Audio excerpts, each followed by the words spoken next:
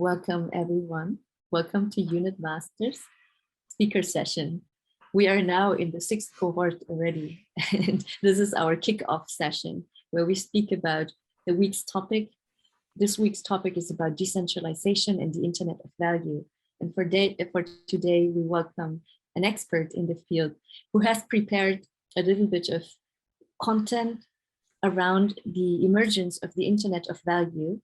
So all of us can be fluent after this talk, hopefully, and share our own story and do more research into it. The session today is also geared towards learning from real humans that work in the field. So that's why Zeb is also going to share about his bio, his learnings, his own perspectives about how he sees the development in the past and also in the future. With that said, the rules of interaction are when you have a question, you can use the chat and then we will read out after the sharing session, we will read out the different questions and then the speaker can answer them. Zeb, are you ready? I'm looking forward. Yes, I definitely am. Definitely am. Looking forward to this. So, yeah. Today, indeed, we're going to talk about the evolution of the Internet of Value. And I think, therefore, it is only right, as you've already said, it's also about the people. So let me start with my own evolution of my own life. And that starts very early. So for me, I was raised with values of freedom, of self-responsibility, but I have always been raised in community settings. My parents, they were activists. They lived in communities in my early life. And my godfather, he was really into computers. I can remember playing games on MS-DOS. So that is before Windows 95. It's a long time ago. And I think this combination of these values of freedom, self-responsibility, but community and computers, they have set the stage for my future DAO path that we will talk a bit about later as well. And by the way, I have done a workshop on DAOs specifically with unit masters in the previous cohort. So you can check that out if you really want to learn more just about DAOs in general. And yeah, that brings me to how did I get here to talk with you about this topic. So when I was a teenager, in high school, teachers, they asked me if I could teach English to lower classes, like as a side thing for me in school. And that was the start of my teaching career. And in a way, I still teach through workshops and with crypto meetups. And when I came to university, I was drawn towards political history. But the system, it felt so old and ineffective. And I had already felt that way in school. But as an adult, I really felt disappointed in the system. So I did what any person with motivation would do. I started doing my own research. I built a large bookcase from a bunch of wood, and I started filling it with books of general knowledge, like ranging from politics and history to philosophy, economics, art, and classical literature. And the more I read, the more I saw this divide between what was possible and what was reality. And I got disillusioned with politics. Too many bad incentives are built in the system of government by force, which we have today. So during my early 20s, I started getting more and more interested in voluntarism, which is the philosophy which argues against the use of force and instead persuades people to organize society purely based on voluntary interactions. And one of my best friends, he launched a platform called Demos, which is basically a platform trying to enable people to do voluntary interactions on a community level. And at the after party of that launch party, I met a very special person called Justin Bonds. And he and I immediately hit it off. We started talking about Bitcoin and about blockchain. And he also, one of the nights that we were discussing these kind of things, he told me about the concept of DAOs, decentralized autonomous organizations, basically internet communities with a shared bank account and a common goal. And he told me of this vision of DAOs one day might becoming internet countries. And for me, talking about blockchain and this freedom of what, well, freedom of trade basically, and about DAOs, this was the link between ideology and practice that I had been looking for ever since I was a teenager. Crypto is the freedom of choice. There is no force. You can always fork off, as they say, if you want to. If you don't agree with the majority, you can copy the code. It's open source, it's free, and you can do your own thing, which I think we also see in crypto. We have thousands of different tokens. People are all building their own vision and still working together. And me being me, I started reading everything I could after talking with Justin, and I started going to meetups. And since then, I have been completely sold on this revolution. And in 2016, I started working with Cyber Capital, which is the company of Justin. It's one of the oldest crypto funds in Europe.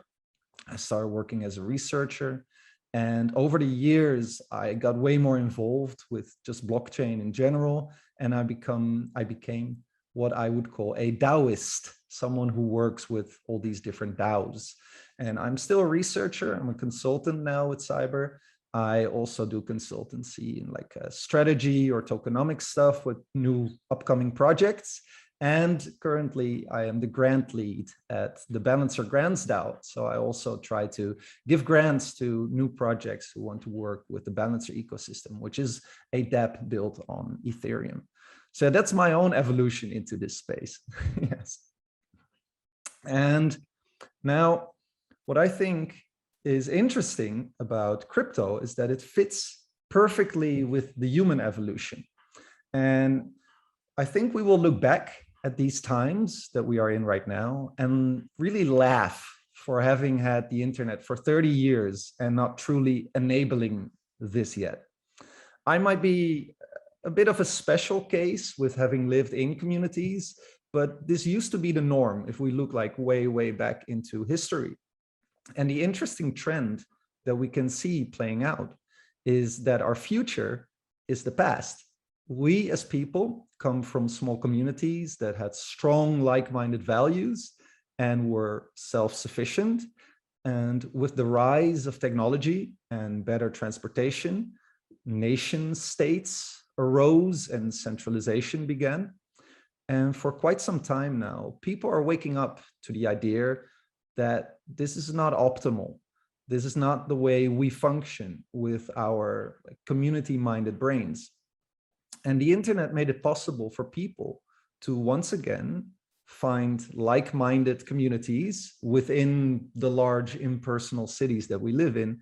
And around the 90s, things were being created like Hashcash, for instance. That was one of the first internet monies that were tried out.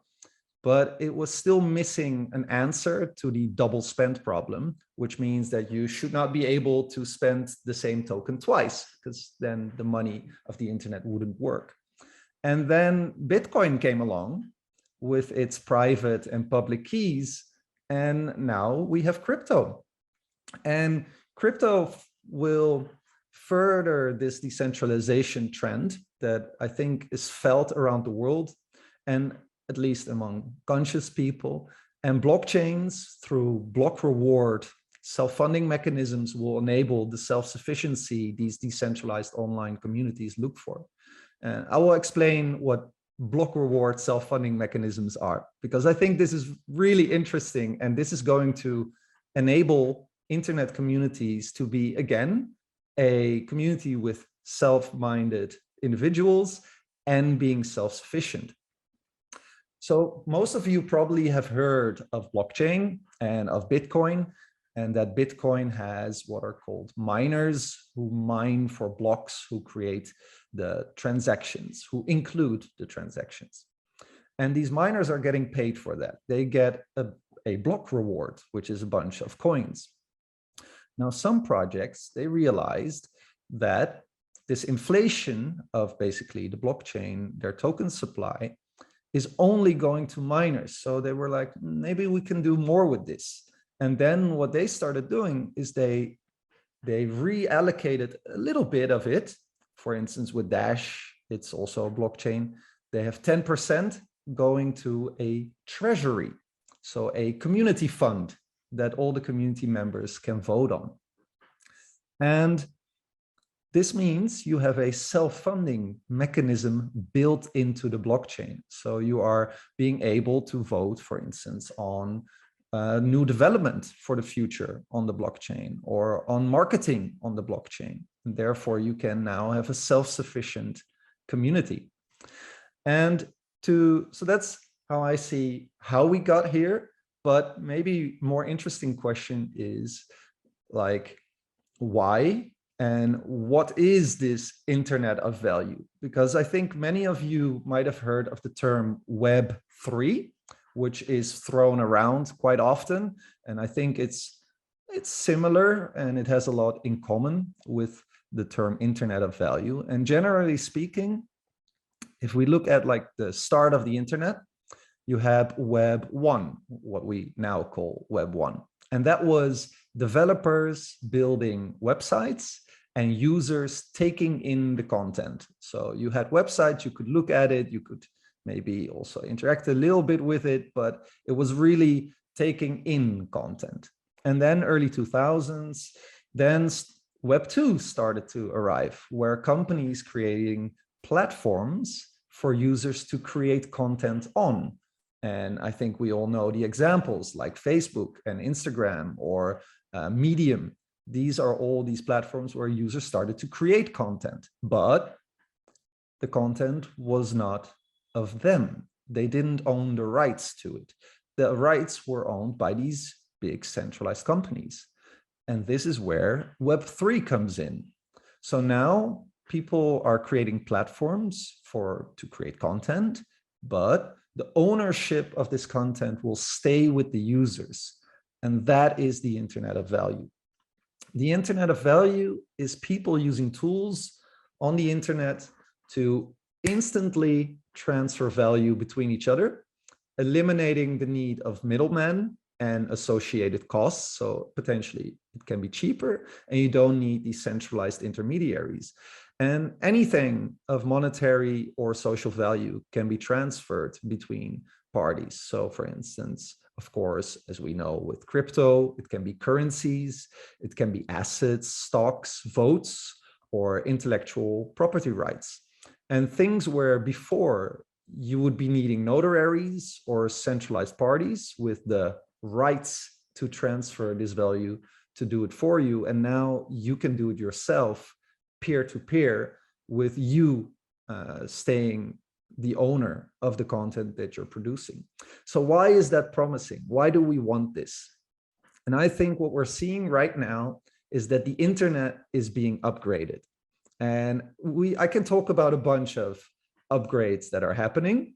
And I think the first one, especially people who are here, already know, and that is upgrading internet payments. So accepting crypto in your business, for instance.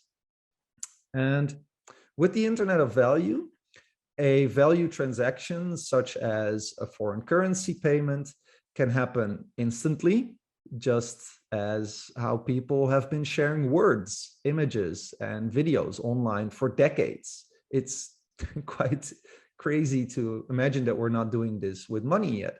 And that's the interesting thing here, is that they call this programmable money. And I think an even better term would be programmable assets, but it's not as catchy. So we talk about programmable money often. Now, tokens within crypto, they can be programmed to have certain features, and these can also be upgraded later on. And the promise is that the only limitation is your imagination. And the beauty is that some use cases are already here. But first, let's take a little look at the old system, because the old system is currently quite expensive for at least global interactions. It is slow and it is excluding people, which in my opinion is the worst part of it. So imagine trying to upgrade your local currency, let's say euro or dollar, in a bank account. It simply cannot be done because these euros, they are not programmable. And within decentralized finance, DeFi, where through open source technology, all decentralized apps can be made composable. So you can click them to each other. They call it money Legos.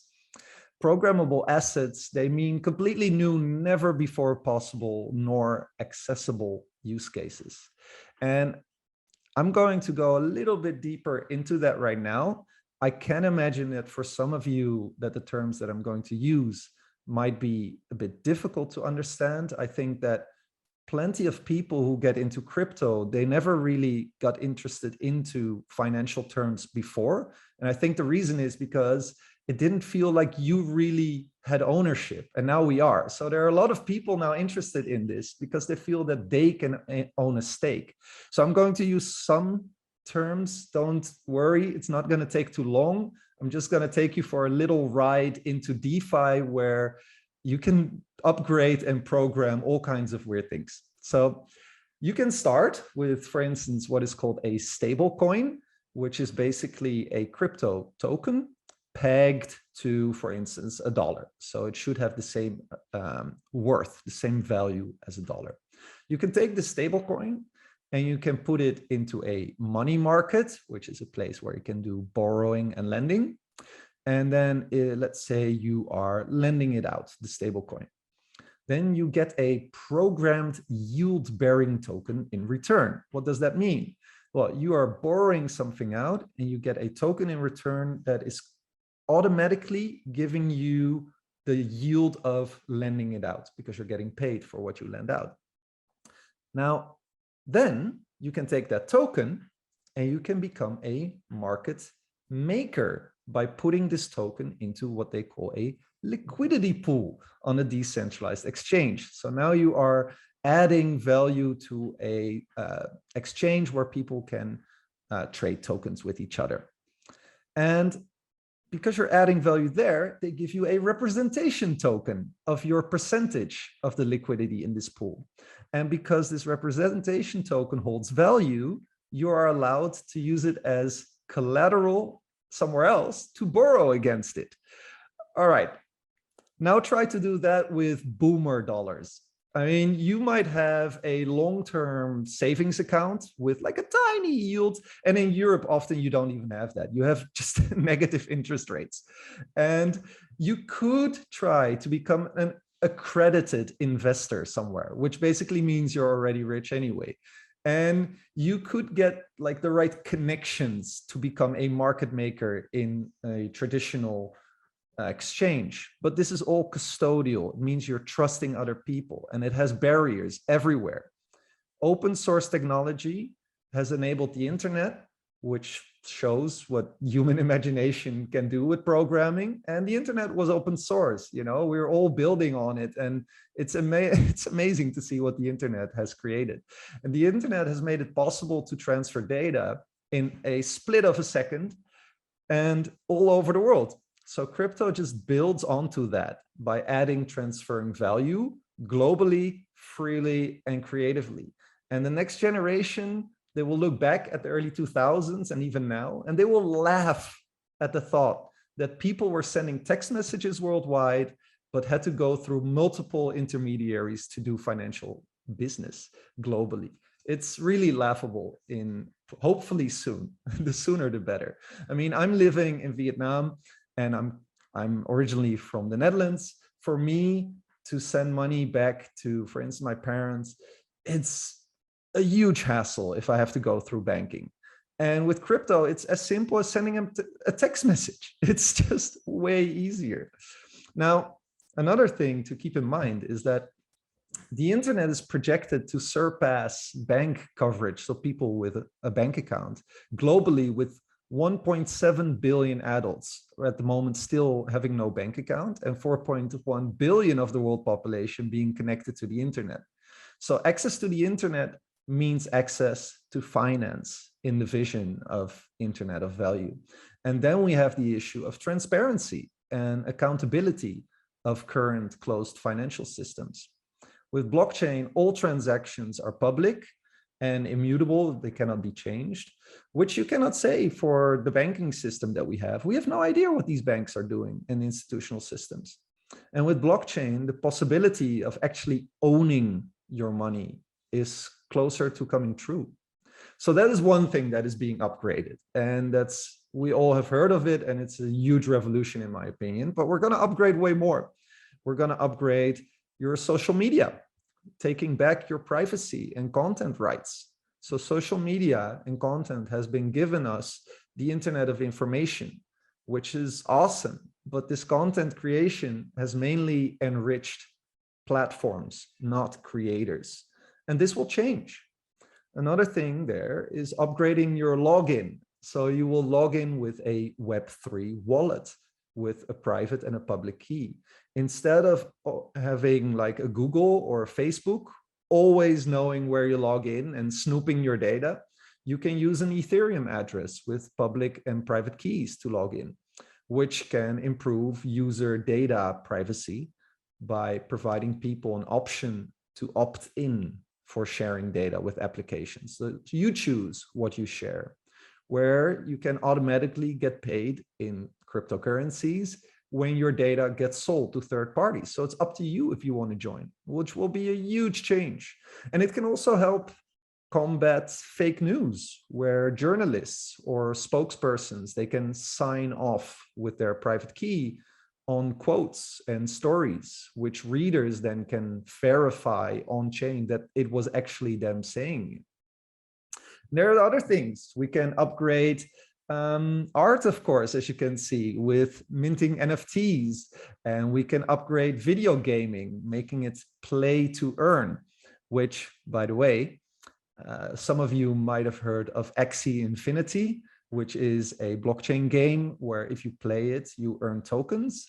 And it has, I read once that it has substantially increased the local GDP of the Philippines. I mean, it's not small. These are huge new movements. And actually next week on the 7th of October, I probably will be speaking on another Unit Masters event of the World Ethereum Forum, and I will talk about how play to earn will change the way we learn. So if you are interested in that, join there. Other things will be upgraded too, like upgrade your company, start a DAO where everyone involved is owning a piece of the product and the company. And I think we have seen in the past that if ownership is shared, people are way more empowered and way more willing to work harder. And you can also upgrade your community, like making it tokenized, where the community owns a literal stake in the community and what they create. And what is also interesting, I realized this actually earlier today, is that a consequence of these upgrades is that the future new crypto users, they won't have to buy crypto. They will earn it through content creation and participation on the internet. And this will be a huge next step in onboarding people into this new revolution. It will also make it less easy for governments to stop it. Because right now, the main weapon governments have is making buying crypto difficult with the on and off ramps of exchanges, because you have to deal with banks and KYC. But if you earn it, they cannot stop that. So that's going to be the next wave of crypto users. Now, to bring it back, like the conclusion of why this is promising, because I think this is actually, people might see this as a new way of making money, but I think it's way bigger than that. And right now we live in a world where intermediaries are in power of shaping the discourse, and they have full control over all content that is being created. And these companies, they are geared towards their bottom lines, which also doesn't help. Now imagine that being taken out of the equation. And social economic interactions will, in my opinion, expand greatly, benefiting everyone involved due to the aligned incentives built within crypto. So more will be done, but more of what we individually want instead of what is pushed by others. And by taking back privacy rights and other value rights, other possible futures will have less of a chance. So at the moment, companies and governments are creating user scores based on your online activity.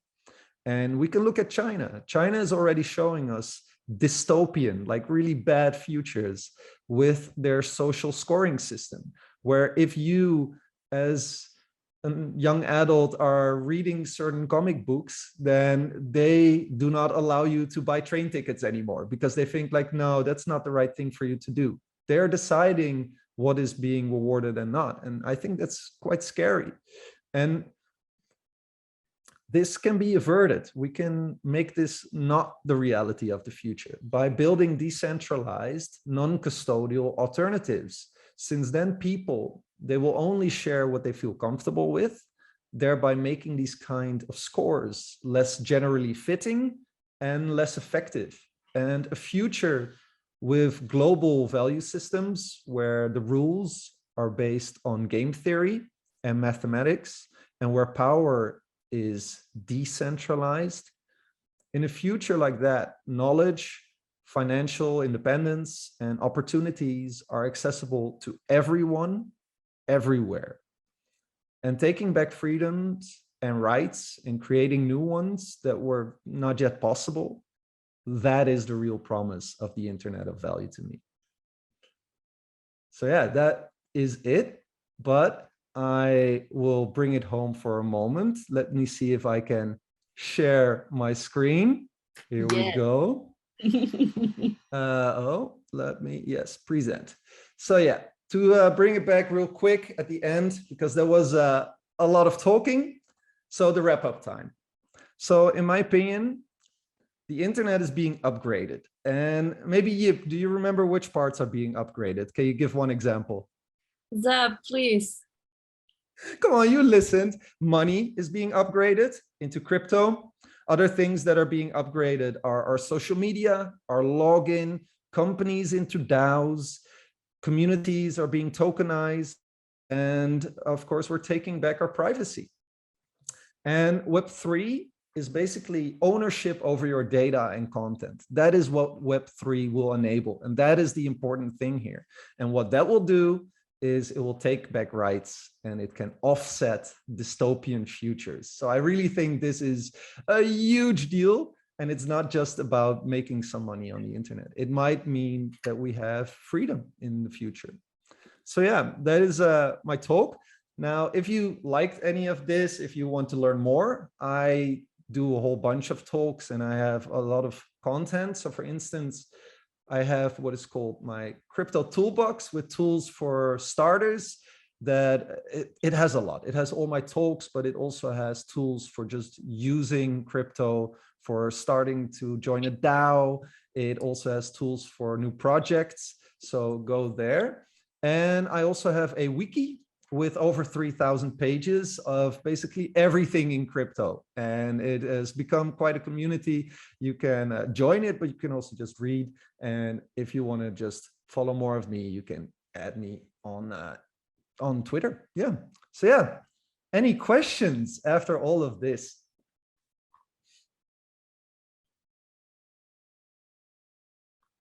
So we have a question from Venkata.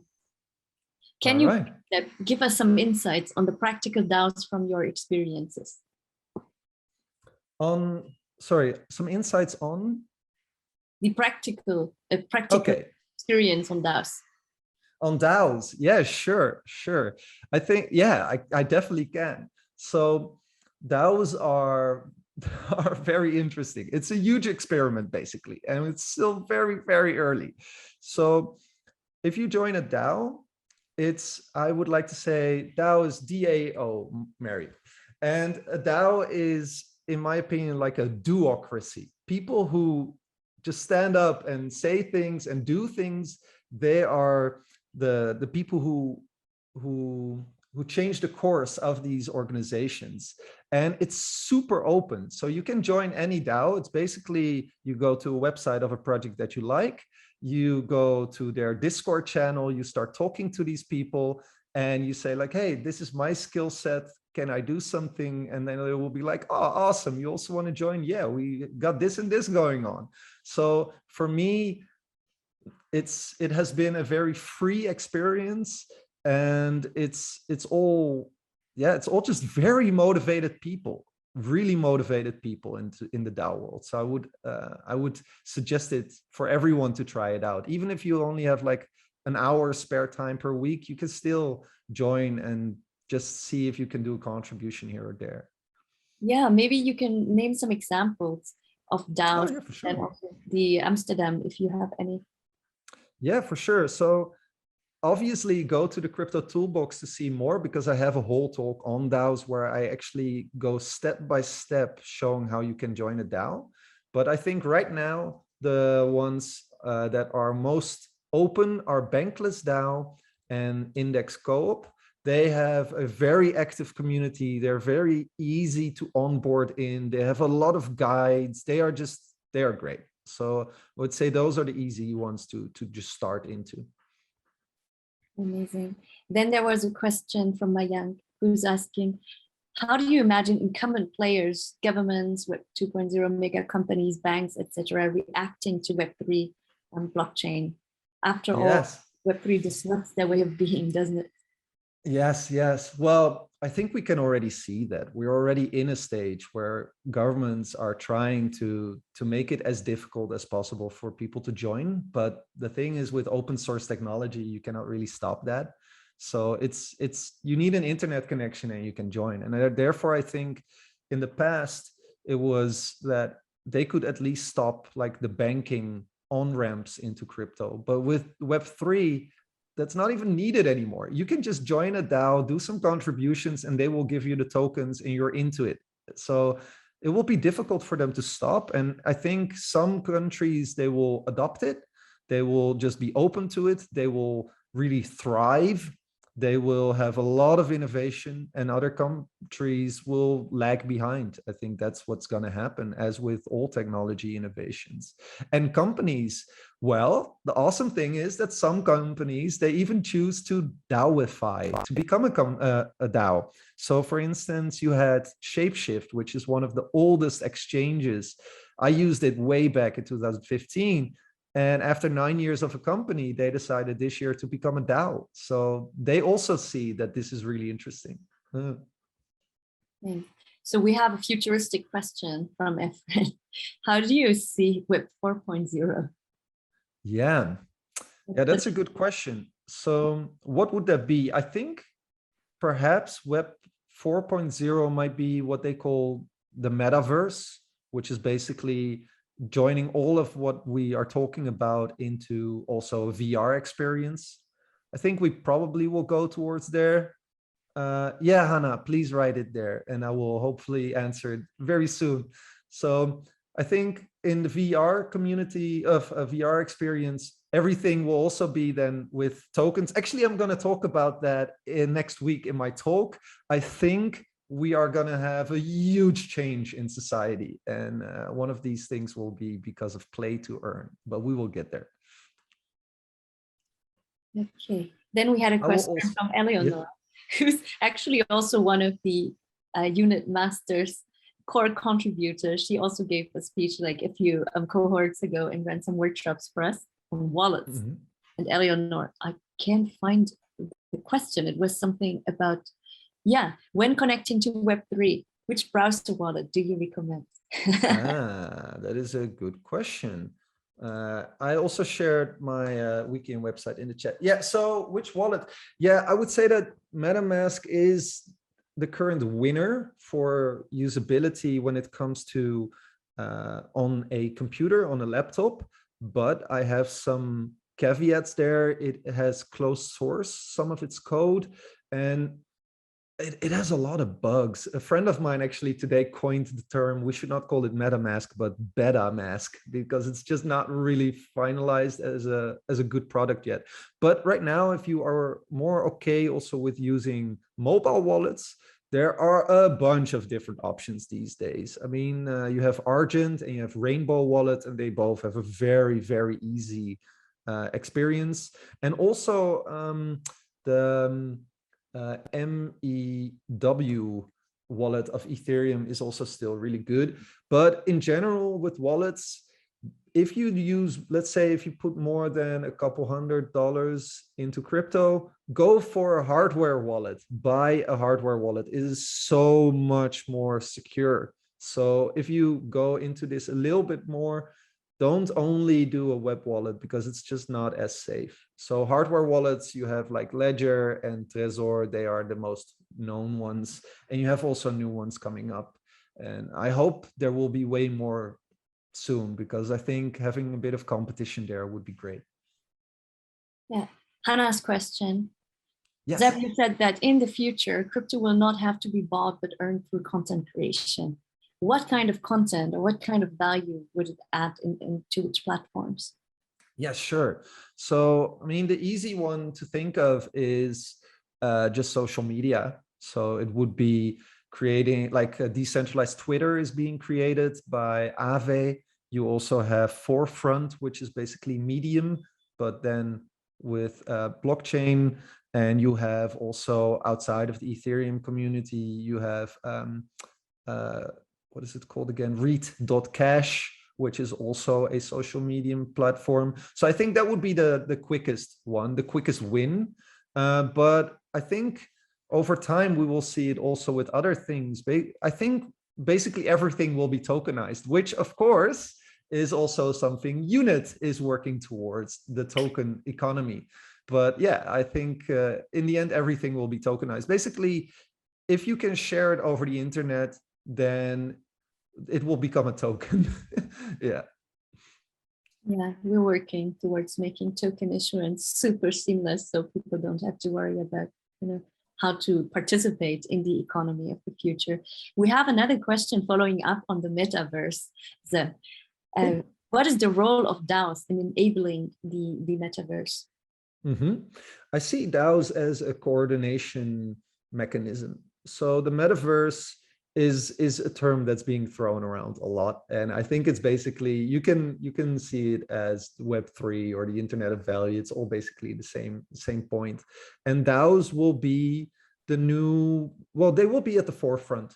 These will be groups of people who communicate, who develop, who will build on this metaverse. So if you think this is an interesting experience that you want to join into, a DAO will make it easy. That's basically it. You can, of course, be a user and just use what the metaverse will bring. But if you want to do more, and I think this might become like the next industrial revolution, is the metaverse. Who knows? Don't you want to be part of that? So, and it's so easy to join. It's really, really low barrier to entry to join.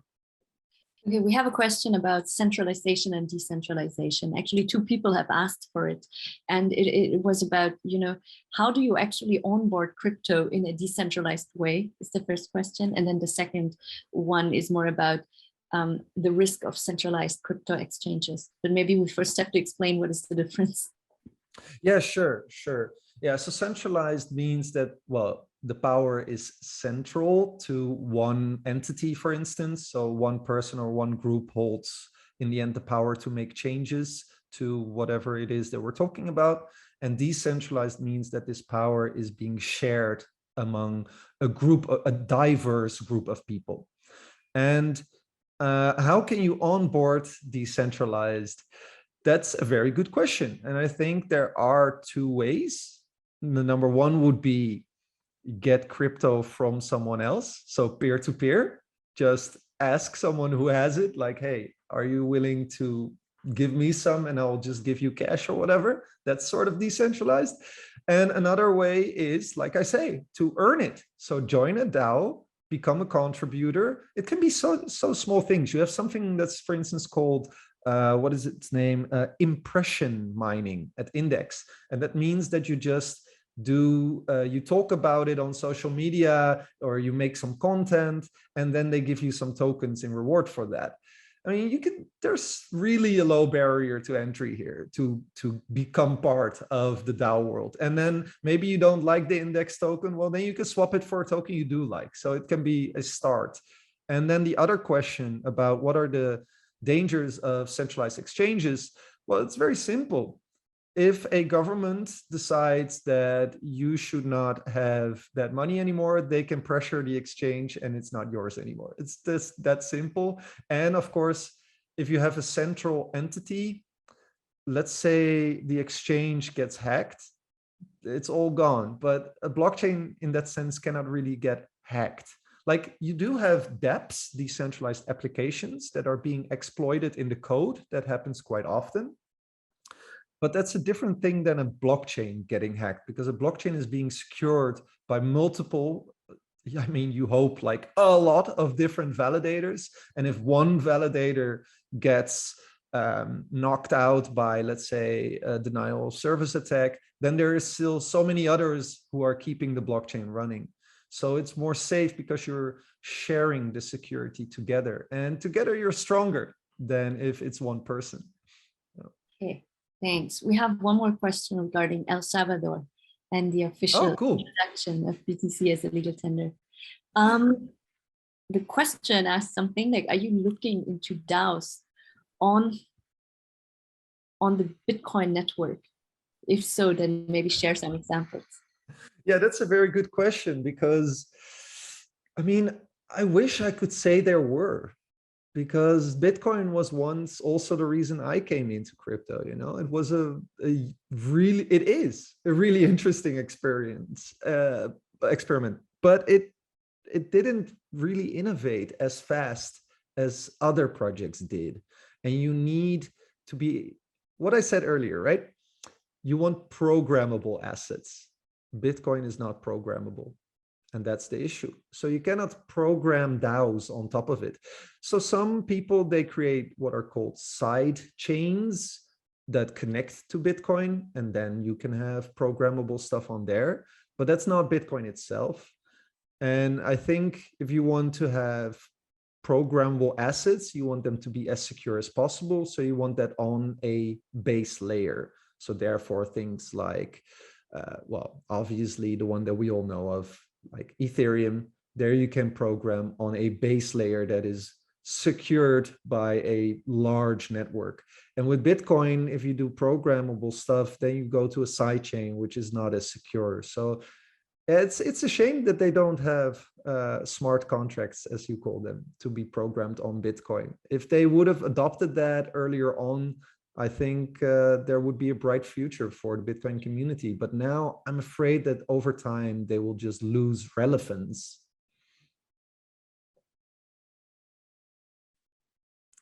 But El Salvador, I thought we were going to talk about El Salvador. Maybe if you want to share about El Salvador in your closing, because then we will do breakout room. Sure. Yes, and that is, I think breakout rooms are an awesome new addition, by the way. Well done. So I am not in El Salvador, so in that sense, I can only tell you about my opinion on it. I think the main takeaway here is that one government saw that this is happening, crypto is happening, it's not going to go away. And they were like, okay, let's adopt it. Let's join the revolution instead of trying to fight it. And that is really something. That is a huge win for, in the end, as you know, I think Web3 might save humanity in certain ways. This is a huge step.